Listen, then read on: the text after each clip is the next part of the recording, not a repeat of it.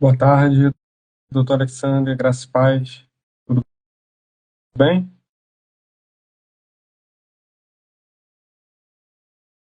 Estou te aceitando aqui. Um minutinho, já iniciamos ao vivo. Nós dois no nosso episódio Fala, de meu hoje. amigo. Tudo bem? Boa Tudo na paz? tarde. Tudo bom e você? Desculpa pela demora que deu pau aqui no Não, Instagram. tudo bem. Tudo bem. Mas estamos, Graças a Deus. estamos ao vivo, graças a Deus. Estamos ao vivo. Nosso terceiro episódio.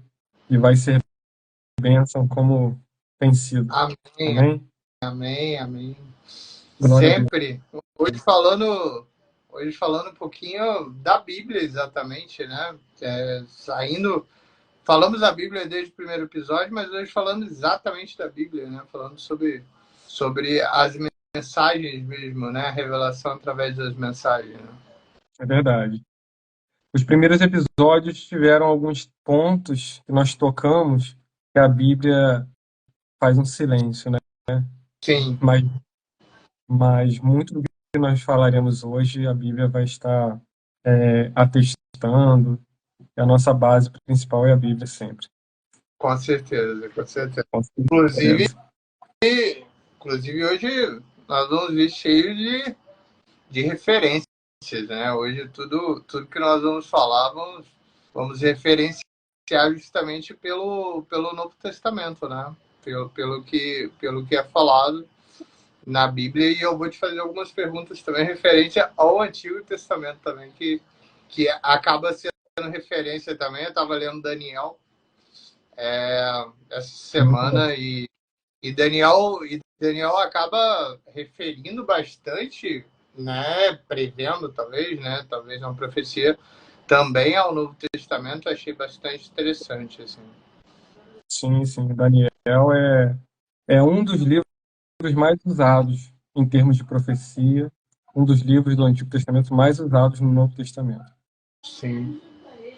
E o pessoal já está online, né, Davi? Já, Entrou aí o Ale, já. minha mãe, sua bênção. Alexandre, um amigão meu particular. É, Deus abençoe. Tia Gracinha. seja bem-vindo, tia Gracinha, Deixa eu, Daniel, deixa eu fazer um pedido para a Stephanie, rapidinho. por favor. Stephanie, por favor, separa aí o carregador do doutor Alexandre, Tá do aqui doutor já, tá do Alexandre. lado, tá do lado, tá do lado. Tá do lado porque, né? Sempre acaba Tem a que estar, bateria, não tem jeito. verdade. Não tem jeito. Então vamos iniciar? Vamos começar orando ao Senhor?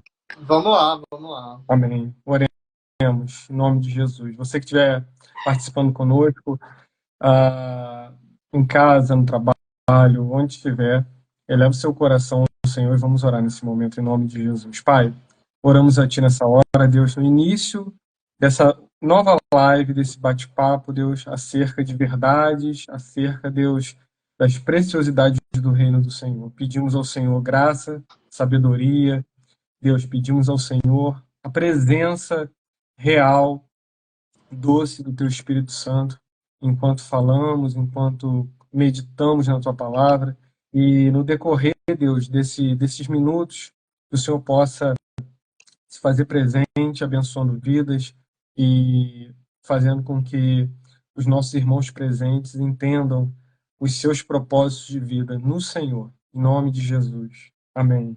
Amém. Amém. Amém. Glória a Deus. Glória a Deus. E prometemos, né, Davi, falar um pouquinho dos milagres, né? Para a gente acabar um pouquinho, né, da revelação através da história, assim. Prometemos falar um pouquinho dos milagres. E seguindo a cronologia, o primeiro milagre, a gente já tinha falado anteriormente, foi mesmo o da transformação da água em vinho. Esse é o primeiro citado na Bíblia, não é? Em João 2, 2, 1, 11, é isso, não é? Isso aí, perfeito. Vou abrir minha Bíblia aqui. O quarto evangelho, quarto livro do Novo Testamento, João, capítulo 2, é o texto bíblico que nós temos para fundamentar essa afirmação, né? Esse foi o primeiro milagre, e o texto vai dizer: este, o primeiro dos seus sinais miraculosos, Jesus realizou em Caná da Galileia, assim revelou sua glória e seus discípulos creram nele. Esse foi o primeiro milagre. E uma informação interessante, né? Os seus discípulos creram nele. Olha que coisa interessante. Tem algumas circunstâncias aí, né, que são bastante assim, proeminentes, digamos. A primeira é que Jesus fala que não estava preparado, né? Tem uma parte que Jesus fala: ó mãe, tu sabes que ainda não chegaste a minha hora, né? E Jesus acaba fazendo o milagre, mesmo sem considerar-se preparado, assim. Você acha, naquele momento, por exemplo, já era o momento ou não era o momento de Jesus dessa realização do milagre? Por que ele fala isso exatamente?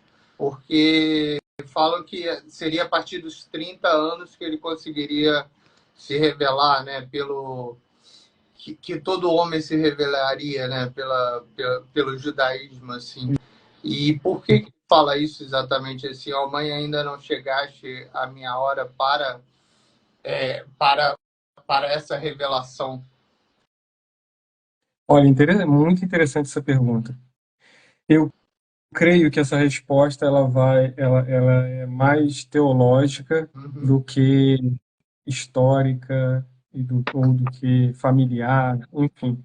O que a gente tem que ter em mente é que houve esse salto na história com o silêncio bíblico, né? Jesus, com 12 anos, diante dos doutores da lei, dos mestres, e ele diz, após ser procurado pelos seus pais, ele vai dizer: vocês não sabiam que eu deveria estar na casa do meu pai? E a Bíblia vai dizer nesse momento que Maria ouvia tudo isso e guardava no seu coração. Linda essa passagem, né? Sim, sim. E tem esse silêncio bíblico. Aí, dos 12 anos, Jesus volta a aparecer na narrativa bíblica com cerca de 30 anos, iniciando seu ministério em Lucas capítulo 3. Aqui, nós vamos ver o texto dizendo assim, olha só, João capítulo 2, versículo 1. No terceiro dia houve um casamento em Caná da Galileia e a mãe de Jesus estava ali. Então tem essa preocupação bíblica de citar a mãe de Jesus. E Jesus e seus discípulos também haviam sido convidados para o casamento. Versículo 3. Tendo acabado o vinho, a mãe de Jesus lhe disse: não tem mais vinho. Respondeu-lhe Jesus: mulher, que tenho eu contigo? Ainda não chegou a minha hora. Sou a mãe de aos servos, aos serventes. Fazei tudo o que ele vos disser. Estavam ali 6 talhas de pedra que os judeus usavam para purificação, e cada um levava 2 ou 3 metretas. Olha, eu acho que essa informação vai responder. Quando nós, num primeiro olhar, pensamos numa festa, naquele momento único ali da festa, do casamento, nós podemos pensar assim: poxa, a mãe de Jesus que estava pensando em falar para Jesus: olha, inicie os seus milagres, nós cremos que você é o Messias, tem poder para realizar milagres, então inicia e começa a fazer os milagres. E Jesus responde: mulher, não chegou, não é chegada ainda a minha hora. Quando nós percebemos ali que existiam metretas, recipientes com águas para purificação, isso eu acho que é uma resposta teológica para essa pergunta. Por quê? Porque quando nós falamos em vinho, nós estamos fazendo uma referência direta ao sangue de Cristo derramado na cruz. E aqui, na antiga aliança, existia um meio também de purificação que era através da água.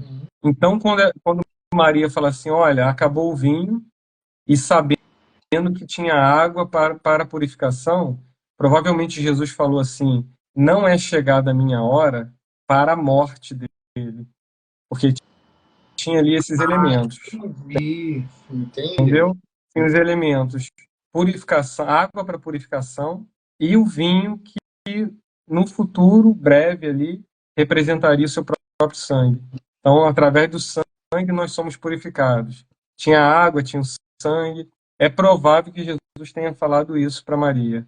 Nas entrelinhas, né, vamos dizer assim. Não é chegada a hora ainda da purificação através do meu sangue. É provável que tenha sido isso. Entendi. Não do primeiro E milagre. não Não, aí faz do primeiro isso, milagre. aí faz mais sentido. E eu vou te fazer uma pergunta, eu acho que está no Antigo Testamento ainda, você pode me confirmar, mas acabou sendo um antônimo, porque no êxodo do Egito, parece de Jesus, né? Ele. Então vai ser no Novo Testamento. Ele transforma a água em sangue, não é isso? Como uma das formas de. Como uma das formas de pragas e tudo. Como que foi isso, Davi? Assim, nessa ordem cronológica de Jesus fazer esse êxodo do Egito e transformar água em sangue, e agora ele também transforma a água em sangue, mas num sangue purificado, digamos assim. Então, voltando lá, né, nessa ocasião no Egito, foi a ocasião com Moisés. E aí, do nascimento de Jesus, foram aproximadamente 1.500 anos antes. Uhum.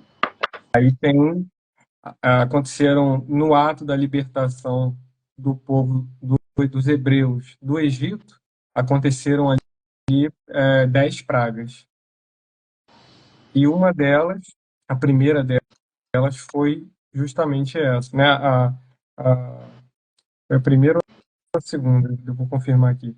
E ela Segunda, pelo que eu notei aqui. foi a Foi segunda. segunda, isso, isso. Então, foram acontecimentos diferentes.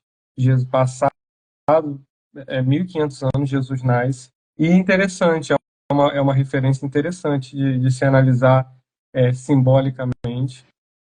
Jesus transformando a água em vinho, né? Que representa o sangue. Interessante, sim.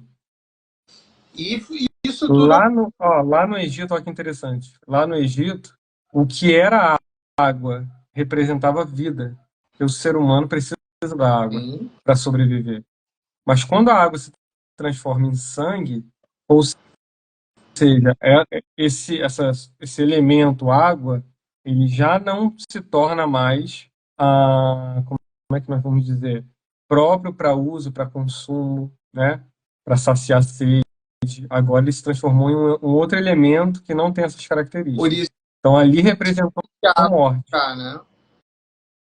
Foi? Por isso que existe água para purificar no momento, no caso, né? Isso. Aí ali representava a morte. A água se transformando em sangue representou morte. Aqui, a água, né, se transformando em vinho representava a alegria da festa de casamento e representa para nós, simbolicamente, espiritualmente, vida, né? O sangue de Cristo representa vida para a nossa vida. Muito Aí ele leva interessante. para sala, né? Não é sala ou salá, não sei como se pronuncia. Você pode falar melhor depois, mas ele leva para uma das maiores autoridades, né, que estava no casamento. E ele fala, geralmente os piores vinhos são deixados para o final, mas o melhor vinho é colocado no final quando tem um casamento abençoado e tudo, algo do tipo assim, né? Quando é um casamento próspero, digamos. Essa simbolização de ser o melhor vinho, de já ter feito a purificação e ter feito o milagre, essa declaração do mestre Sala valia muito para os familiares, inclusive para Maria, né, Davi? Assim, porque era uma autoridade muito grande, que é como se acabasse o vinho, ele também falaria, acabou o vinho no meio da festa, não será um casamento próspero, né?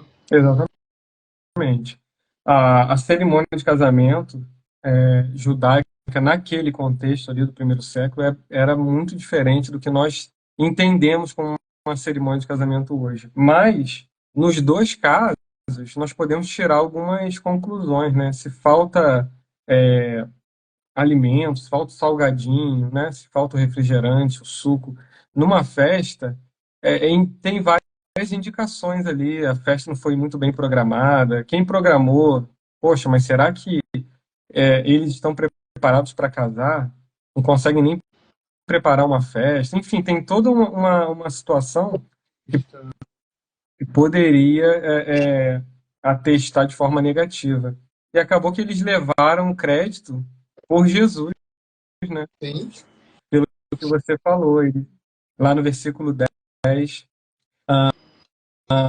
todos põem primeiro o vinho bom e quando já beberam fartamente, então o inferior, mas tu guardaste até agora o bom vinho. Ou seja, olha que interessante. Com Jesus, o que já era bom, com o passar do tempo, se auto-renova para se tornar melhor ainda. E isso, o casamento, isso qualquer. A nossa vida como um todo, né? Com Jesus, nós sempre iremos encontrar satisfação plena. Se Glória a Deus por isso. querer ser parecido com Jesus, né? Talvez seja o objetivo de todos, né? Obviamente que é impossível ser igual, porque Jesus era perfeito, né? Mas sempre vamos conseguir como um ser humano a ser moldado, né? Como você tem um ídolo, né? Quando você tem um ídolo ou um exemplo, você quer moldar e o maior exemplo do mundo seria Jesus, né? Eu acho que é mais ou menos assim, seria mais ou menos isso, né? Sim, sim. A Stephanie colocou: o final sempre será melhor que o começo. E é verdade. É verdade. Tem um texto bíblico que fala isso.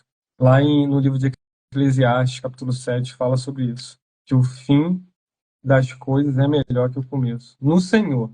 Isso quando nós entendemos o nosso propósito de vida e seguimos. Seguimos. Então, o final sempre vai ser melhor. Uma vez, numa mensagem, eu falei assim: entendam o que eu vou falar, por favor, hein? Tá bom, Alexandre? Fique, Por fique, favor. fique esperto aí para pegar. Eu falei assim, tava falando justamente isso. No Senhor, em Deus, o fim de algo sempre tem que ser melhor do que o começo. Quando nós pensamos, por exemplo, numa construção, né? O objetivo é chegar no final da construção. E nós, às vezes, tendemos a pensar que fim de alguma coisa é algo ruim, porque acabou. E não é. E eu falava assim, quando eu namorava com Jaqueline, minha esposa, na época do namoro, eu falei assim, entenda o que eu vou falar, Alexandre, por Claro, favor. Eu falava assim, eu pensava, eu tô cheio de vontade de que esse namoro chegue logo no final. Porque qual é o final de um namoro em Deus? isso é o casamento. É o início do casamento. Então, eu queria. Eu sei que é um jogo de palavras, mas para a gente entender que o fim de algo não necessariamente é ruim. É ruim. Nós Se não falamos tivesse aquela. no episódio passado, né? Nós falamos que o caminho com Deus, independente se ele for bom ou ruim no início, né? É o caminho certo, né? E no final vai dar certo. Né? Com Sim, jovens, assim, né? com certeza. Com jovens, com É jovens. esse, são esses ciclos que nós vamos vivendo na nossa vida no Senhor e vamos conquistando, vamos crescendo. Glória a Deus. E a vida, e o que fica no passado é uma biblioteca, né? Na verdade, a vida só recomeça, né? E o aprendizado continua.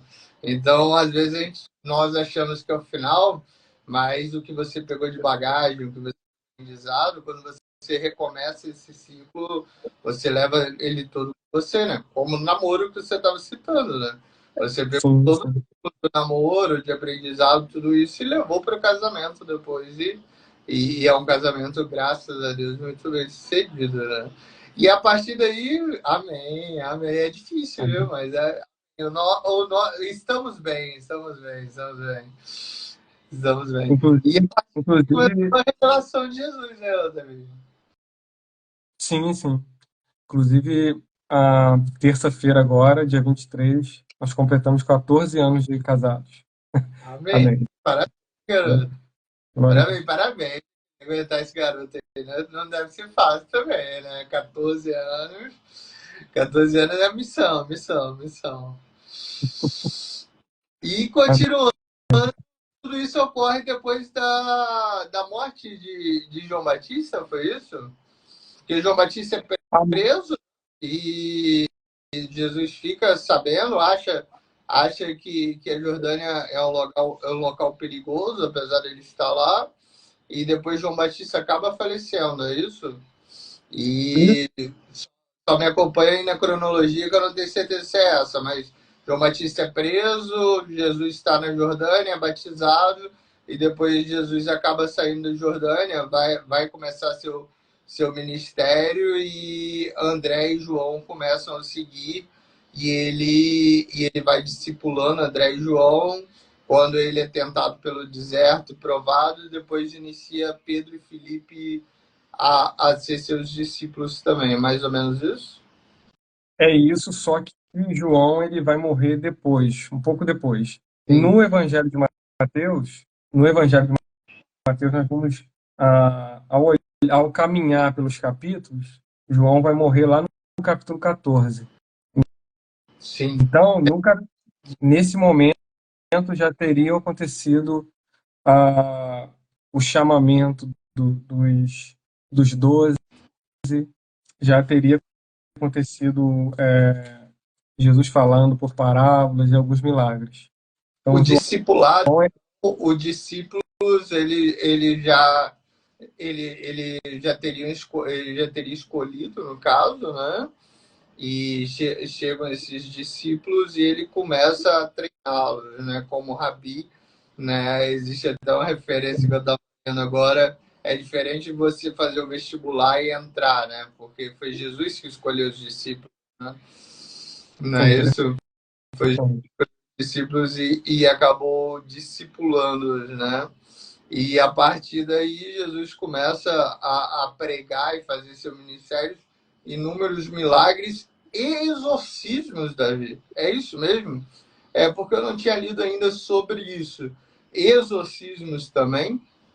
Sim, entenda-se por exorcismo, ah, libertar, libertar seres humanos da opressão, ou do cativeiro maligno. Então, pessoas sendo possuídas foram libertas por Jesus, sim. Por quê? Porque Jesus vem anunciando o reino de Deus e ele vem como o próprio rei desse reino. Então, esse reino começou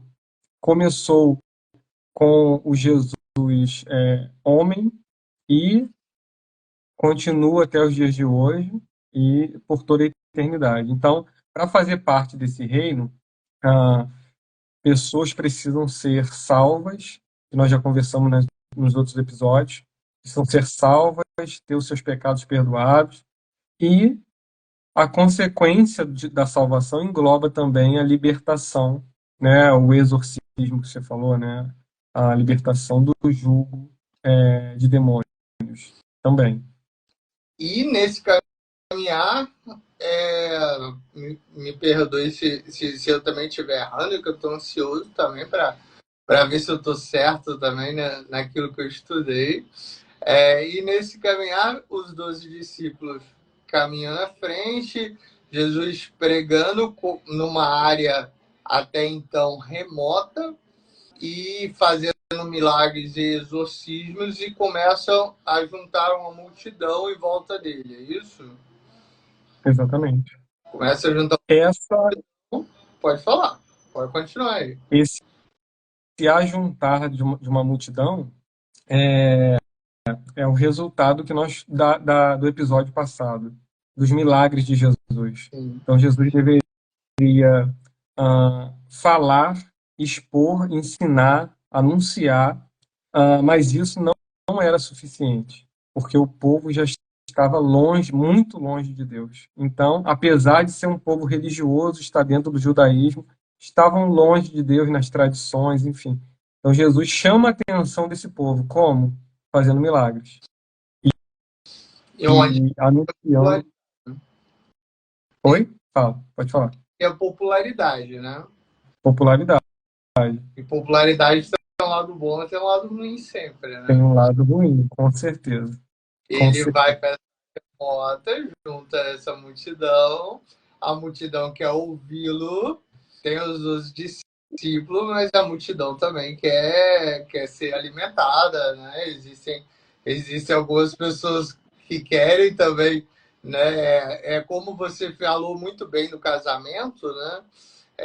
Por exemplo, quando vamos num lugar, sempre tem o coffee break, né? O cafezinho, o lanchinho. Essas pessoas também querem ser alimentadas. Chegamos no Sermão do Monte? Será? É a primeira parábola? A primeira pergunta, assim, é a primeira parábola? O Sermão do Monte ou não é considerada ainda como uma parábola?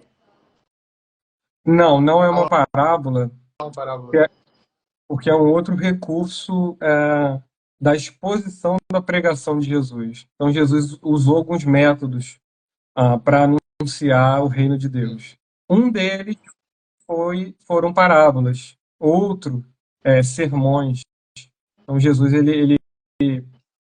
nos evangelhos aparecem alguns sermões. Os mais conhecidos, o Sermão do Monte, o Sermão da Montanha, lá em Mateus capítulo 5 a 7. Tem também um outro sermão muito conhecido que é Mateus 24, Marcos 13, Lucas 21, que é o sermão profético, futuro, né? Acerca do fim do mundo, da sua volta, né? Da destruição do templo de Jerusalém. Então, esses são sermões, são formas de expor um conteúdo. A outra forma é a parábola. E essa forma, ou essa fórmula que Jesus usa é muito interessante. Que uma parábola, já podemos falar de Não, parábola? vamos pro sermão, vamos pro sermão. Parábola a gente fala. A Daqui a pouco. parábola é a essência, né, daquilo nós Episódio. vamos passar. O pessoal seguir até o final, senão a gente já adianta, né? Mas aí no sermão eu ouvi, eu tava estudando e eu ouvi uma comparação muito interessante. Eu não sei se você concorda. Para quem é ateu, eu acho que eu te falei isso por telefone, inclusive. Para quem é ateu, ele sabe que ele não pode matar, ele sabe que ele não pode roubar, ele sabe que ele não pode falar mal das pessoas, enfim, e porque isso é errado, né? Isso tem que ter surgido de algum lugar. Ele pode até não acreditar que a criação tenha vindo de Deus, ele pode até acreditar que Deus não exista, mas a palavra mais difundida para esses ensinamentos, aí sim eu acho que entra no sermão, são justamente os ensinamentos de Jesus, né? Ou não. Ou você não concorda, por exemplo, quando Jesus fala respeitar a Deus sobre todas as coisas, mas não matar, respeitar suas mães, mãe e pai, né? Tudo isso ele já traz esse ensinamento do certo e errado, né? Tanto ético quanto moral, independente da religiosidade. Você acha que essa palavra ele começa a trazer a partir daí? Porque, como você falou, ele faz profecias do futuro e tudo, mas, pelo que eu li, ele também traz alguns ensinamentos éticos, morais e religiosos nesse Sermão do Monte também, não é isso? Os 10 mandamentos, eles fundamentam, ah, digamos assim, a base, eles são base para a lei no Antigo Testamento. Sim. Então, o que os 10 mandamentos estão falando a respeito de uma consciência moral que o homem tem, independente da sua religião, ou não tendo religião, não crendo em nada, existe uma lei moral no coração de cada homem. Alguns vão chamar de consciência, e os 10 mandamentos são isso, Deus atestando e falando, olha, isso que vocês sentem no coração, quando fazem alguma coisa errada, então vamos normalizar isso. Então, é dessa forma. Então, esses 10 mandamentos, eles fundamentam a relação do homem com Deus e a relação do homem com o seu próximo. No Sermão do Monte, Jesus vai trazer alguns detalhes do Antigo Testamento, algumas pinceladas nas leis, né? Mas ao mesmo tempo ele traz uma aplicação superior, verdadeira. Então, na lei estava falando para não matar. Jesus vai dizendo no Sermão do Monte: olha, eu digo que a questão não é só matar ou só deixar de matar. A questão é: você está odiando o seu irmão? O que está no seu coração que não foi ainda, vamos dizer assim, expresso nas suas atitudes? Então vai muito, muito além das minhas atitudes. É o que está no nosso coração. E Deus conhece o nosso coração. Romanos capítulo 2 fala que existe no coração do homem, da humanidade, uma lei moral. E isso atesta a criação de Deus. Existe até uma frase interessante que diz que a consciência é o umbigo da alma. Interessante isso. Com certeza. Eu acho que nós já conversamos sobre isso. Mas é Sim. interessante, porque o que prova que eu, Davi, sou descendente, biologicamente falando, dos meus pais, ou de um outro ser humano. Qual é a marca física? É o umbigo, né? O cordão Sim. umbilical, que quando ainda no período de gestação estava lá, né? Você entende melhor do que isso na medicina. Não, mas eu acho que foi perfeito, porque a consciência moral vem da mesma forma, Da né? mesma Porque você forma. acaba adquirindo essas coisas, você pode até realizar, mas você sabe que está realizando de uma forma errônea, né? Você sabe, Uhum. você sente aquele calor no coração que você fala assim, nossa, não deveria ter feito isso e tudo, quando nós nos excedemos, enfim. Né? E fora isso, eu acho que é Mateus que fala, capítulo 5 a 7, ele também fala dos pobres de espírito, né? Dos pobres de espírito e mansos de coração, né? Sim. Então, assim, talvez hoje no mundo atual, com muita internet e tudo, né, nós sempre chegamos a valorizar aquelas pessoas que não são mansas de coração, né, mas não são consideradas boazinhas. Mas Jesus fala, né, que os pobres de espírito também seria algo de uma consciência moral também, né? Que nós devemos perdoar, ter o perdão como premissa, tudo isso. E ele ensina que, na verdade, na vida, tudo gira em torno disso, né? Tudo gira em torno de como você vai encarar as situações adversas e mudar esse contexto de algo negativo para positivo, né? Ou seja, se você acaba perdoando seu irmão, limpando seu coração, você vai viver muito melhor, independente do seu irmão, né? Você vai viver muito melhor. E isso ele já fazia essa profecia há 2024 anos atrás, é isso? Exatamente. E nós vamos falar um pouquinho mais à frente sobre parábolas e uma parábola especial que fala sobre perdão, né? Isso vai ser bem interessante, mas vamos deixar mais para daqui a pouco. Vou deixar para daqui a pouco. E depois nós passamos por essa parte, já tem os 12 discípulos, multidão está ali, Jesus falando com a multidão. A pergunta que eu te fiz no episódio passado é: Jesus não tinha microfone, né? Não tinha aquele som desse tamanho assim alto para ele falar com 2.000, 3.000 pessoas. E ele arrumou uma metodologia que eu achei muito interessante quando eu estudei, que é uma metodologia de ir passando essas mensagens, me corrija se eu estiver errado, mas ir passando essas mensagens e os discípulos ir conseguindo difundir juntamente com as pessoas que estavam presentes. Era mais ou menos essa metodologia que ele utilizava, porque quem estava lá no final não estava ouvindo ele em cima do monte, né? Sim, então, o fato de estar acima, né, alguns Sim. metros Você acima, falou Estão entendendo que É verdade, você falou sobre a física, né? isso já ajuda, né, no alcance da voz. Uhum. Então, as pessoas elas estavam impressionadas com a autoridade de Jesus, com o método de ensino, e também nós podemos dizer que existia ali um elemento de milagre, né, na expansão da voz. E Jesus, ora, estava no monte anunciando, ora, estava num barquinho e se afastava um pouco da areia ali da praia para conseguir falar, enfim. Então, nós percebemos isso, sim. Jesus, ele... Mais à frente, Jesus envia 70 Você tenta para comissionado. anunciar, nós vamos falar também, para anunciar, ou seja, multiplicando a mensagem que, uma vez entendida, precisa ser compartilhada, né? É isso que Deus faz conosco. Nós ouvimos é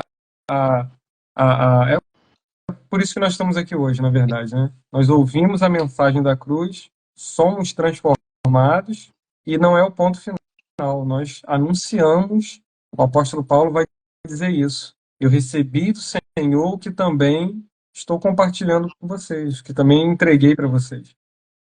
É nossa obrigação expandir o evangelho, né? Sim, sim. Nossa obrigação é expandir o evangelho, expandir o bem a palavra de Deus, né? E eu acho que é exatamente esse é o vivendo com propósito, né? Esse é o Exatamente. objetivo, né? E eles começam a distribuir pães, peixes, é mais ou menos isso, e vai acabando e depois sobra poucos pães, poucos peixes, e eles falam, Jesus, o que faremos, né? Isso eu anotei aqui, mas pode ir falando. É Marcos. Isso está em Marcos, né? 4:26 e está em Mateus 25:31, não é isso? Não, em Marcos E 4:26. os evangelhos narram foi mais de uma vez, mais de um episódio, mas os evangelhos narram. E foi justamente depois de um momento em que Jesus estava anunciando um sermão. Então o tempo foi passando, parece que Jesus se empolgou um pouquinho, Passou né? um pouquinho do tempo, como a gente sempre fala. Passou um pouquinho do tempo programado. Olha o Levi aqui. Passou um pouquinho do tempo. É legal falar da multiplicação com o Levi aqui, por um detalhe que eu vou mencionar. E aí o tempo passou um pouquinho, e aí um dos discípulos chega para Jesus e fala: Jesus, não é melhor despedir, terminar a multidão, o sermão e despedir as multidões, porque já está ficando tarde, enfim. E aí Jesus fala assim: dei de comer a eles, vocês. Olha que interessante. E como é que eles vão dar de comer naquele ambiente um pouco mais retirado, né, numa planície com uma elevaçãozinha, enfim, não tinha padaria perto, não tinha nada disso. E aparece Eu tinha como pedir no iFood, não tinha nada disso. sabe?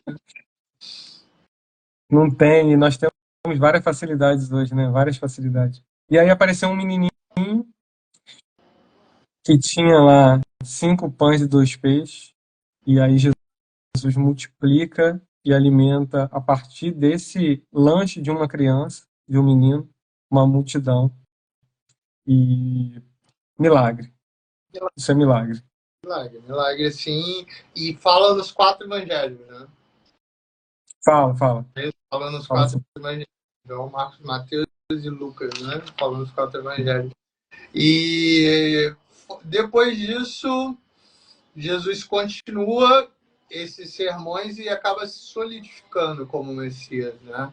Ele consegue a popularidade, ainda vamos falar do lado ruim, né? Mas a princípio vivendo o lado bom, e ele é solidificado realmente como messiânico, como novo rei, como o cordeiro mesmo de Deus, né, que veio ao mundo. E isso traz algumas divergências, né, traz algumas oposições, pessoas que não acreditaram, ou pessoas com medo de perder mesmo, né, o cargo, enfim. Como que foi isso? Como que Jesus encarou isso perante a Bíblia, assim? Essas oposições e tudo, essas não crenças e até mesmo essas perseguições depois que ele sofre, né? Devido a isso. Tanto que tem uma parte da Bíblia que Deus pergunta, que Jesus pergunta a Deus, né? Deus, devemos ir não foi exatamente essas palavras, eu estou falando, mas devemos ir com algum tipo de armas e tudo. E existem os discípulos falando das 12 espadas, e Deus fala: não, esse é o suficiente para proteção. Tanto que Jesus, a princípio, sai da Jordânia também com medo disso, né? Como que isso é visto na Bíblia, assim, essas perseguições, oposições, invejas, enfim? Então, nós precisamos ter em mente que a mensagem de Cristo, ela sempre vai nos confrontar, sempre. Nós falamos aqui sobre transformação de água em vinho num casamento, uma coisa maravilhosa. Falamos aqui sobre multiplicação de pães e peixes, coisa linda. Quem não quer, né? Quem 0800, quer, quem não quer. 0800, Ah, né? exatamente. Está ouvindo um bom palestrante, né? Falando coisas Hum, legais e ainda receber lá um alimento gratuito. Quem não quer, né? Mas a mensagem de Cristo não tem a ver com isso. Não tem a ver com suprimentos, terrenos, não tem a ver com isso. Então, eu diria que Jesus ele foi o grande responsável pela perseguição que ele sofreu. Por quê?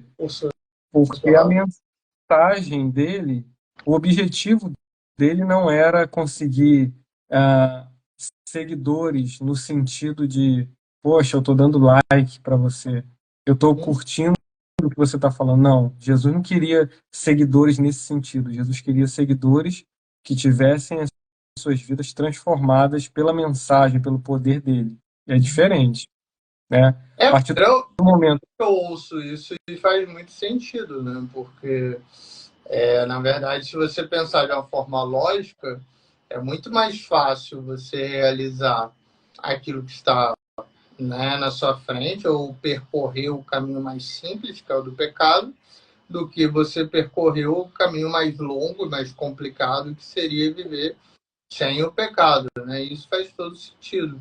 Realmente, ele confrontava muitas vezes, provavelmente hoje, né?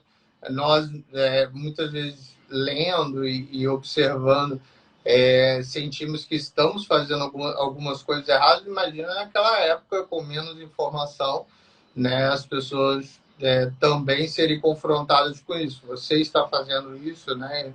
Isso é pecado e tudo. Esse confrontamento eu nunca tinha pensado. Realmente é para raciocinar, assim, mas pode continuar que você tá brilhando aí. Falei. Não, é isso.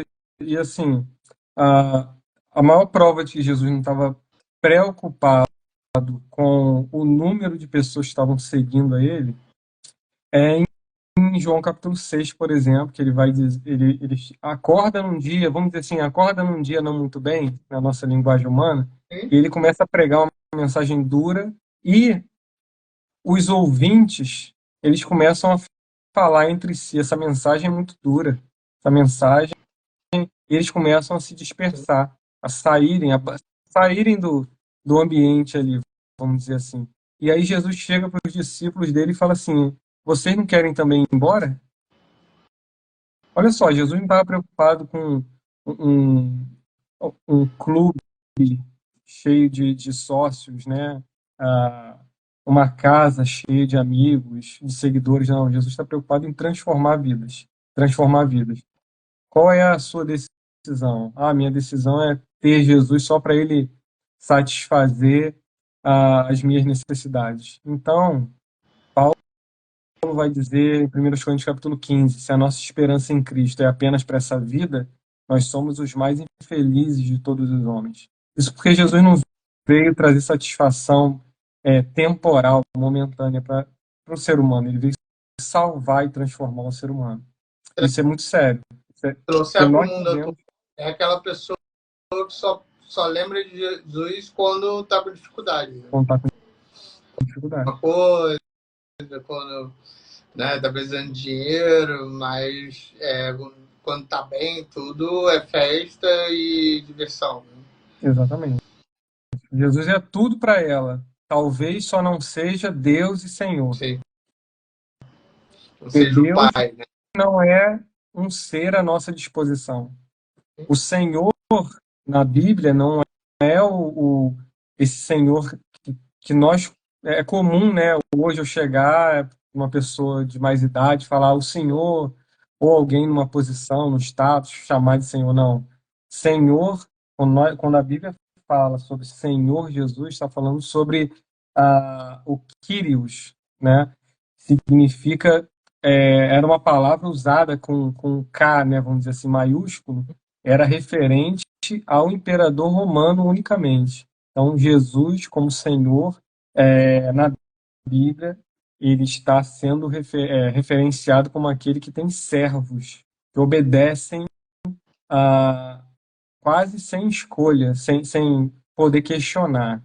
Então, isso é ter Jesus como Senhor. É olhar para ele e obedecê-lo e segui-lo E o fielmente. pai, às vezes, demonstra que ama muito, muito mais vezes quando fala não do que sim, né? Porque falar sim é fácil, né? Falar não é mais difícil, corrigir Com é mais certeza. difícil.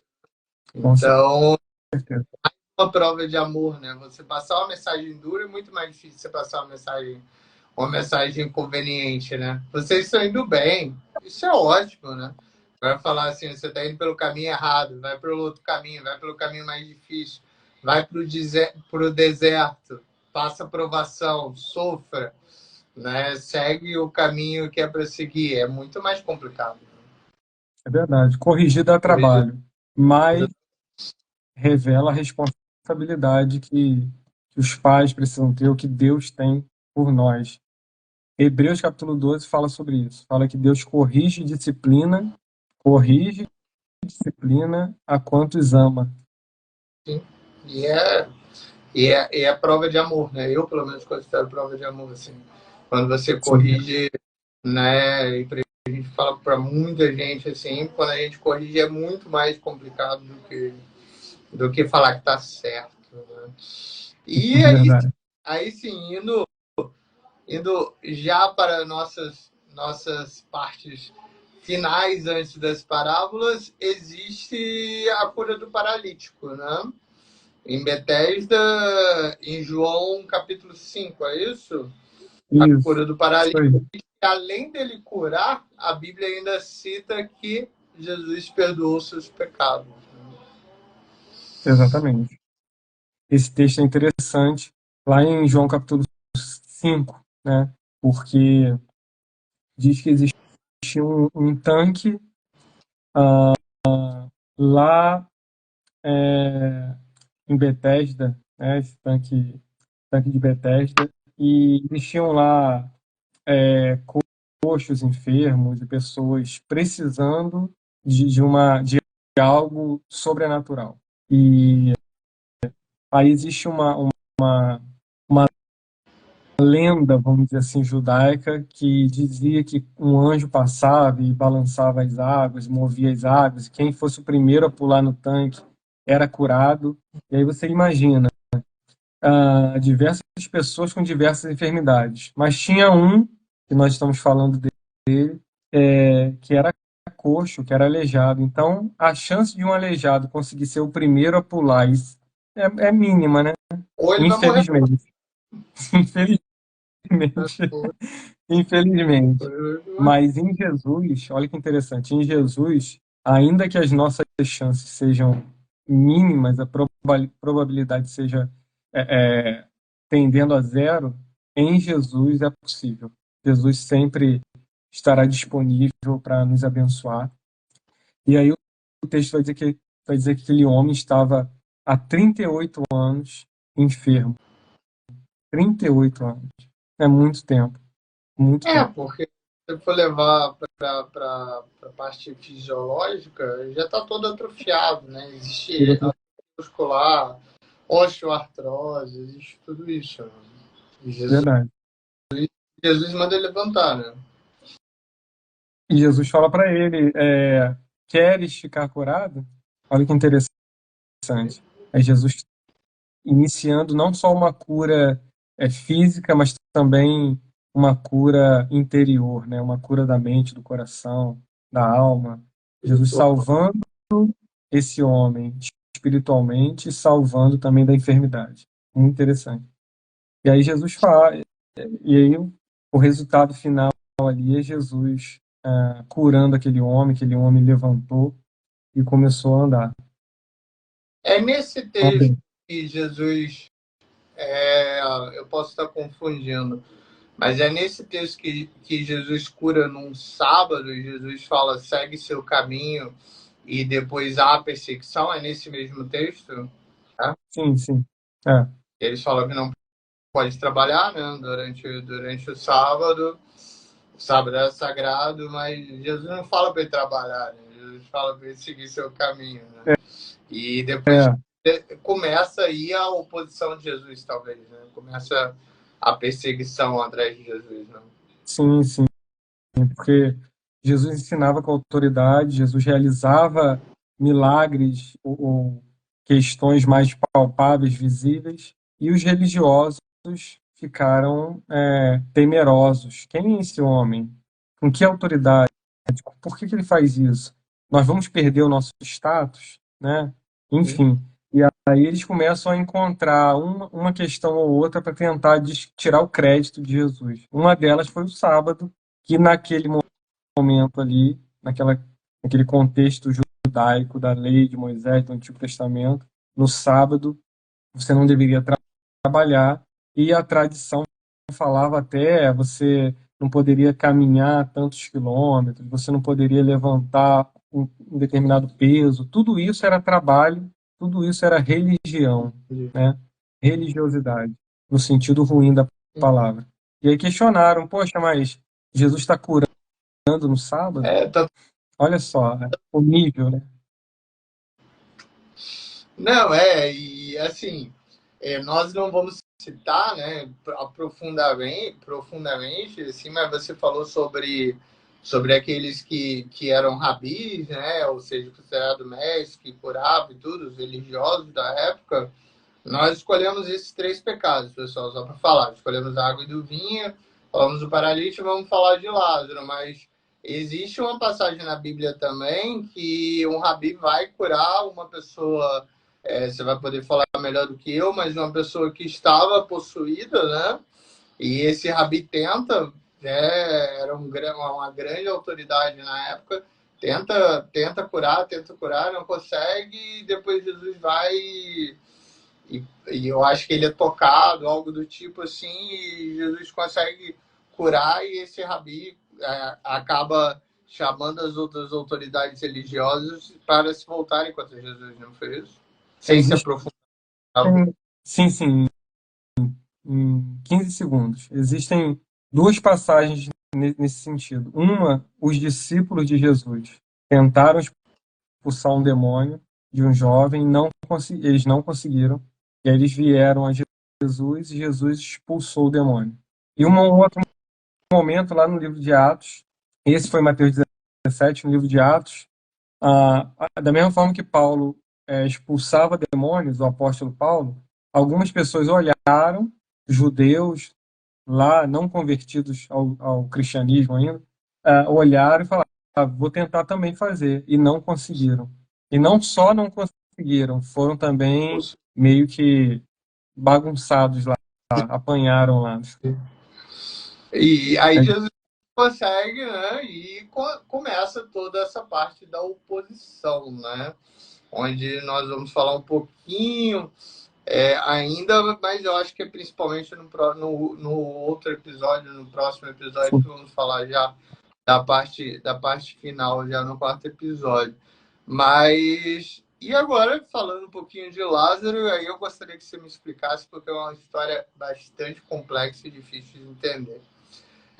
Marta chega para Jesus, né, e fala, Jesus, aquele que você ama, né, eu falando com minhas palavras, depois você vai poder citar aí exatamente, aquele que você ama está muito doente e próximo a falecer. E a Bíblia também cita que Jesus amava não só Lázaro, mas também Marta, né? Como seres humanos. Marta, Maria também. Marta, Maria, exato. Amava-os, né? A família, enfim. E Jesus fala, não, eu tenho que acabar meu sermão e depois eu vou ver Lázaro, né? E isso chega a mensagem para Jesus que Lázaro faleceu. Jesus vai até Lázaro, ainda demora 2 dias. Eu não sei se é exatamente essa cronologia ou se significa literalmente essa cronologia, mas Jesus ainda demora 2 dias para chegar até Lázaro. Lázaro já está enterrado, né? Já está na cova da época, né? No velório, enfim, mas já está lá há 3 dias em óbito, e Jesus, 4 dias em óbito, e Jesus fala, levante e anda. Primeira pergunta é óbvio que Jesus tinha o poder de curar à distância, e eu imagino a resposta, mas eu gostaria muito de você falar sobre isso. Primeiro, Jesus tinha o poder de curar à distância. Segundo, Jesus amava a família, ou seja, ele curava pessoas desconhecidas, mas aquela família que ele tanto amava, que era próximo, ele fez questão de chegar 4 dias depois do óbito. A terceira pergunta que também ficou é assim, Lázaro, existe alguma, isso eu não consegui achar realmente, essa proximidade entre Jesus e Lázaro, existe algo na Bíblia que falam Lázaro seguia Jesus ou não? Se você puder explicar um pouquinho a história, que é uma história que existe algumas nuances, né? E depois a gente vai falar um pouquinho da nuance fisiológica, assim, dos 4 dias em óbito, né? Que é uma nuance bastante predominante, assim. É. Em 15 segundos vai encerrar aqui a nossa live. Eu vou iniciar, tá Beleza. bom? Então, todos presentes aí, por Por favor, favor. retornem, porque Lázaro ressuscitou. Agora estamos chegando ao final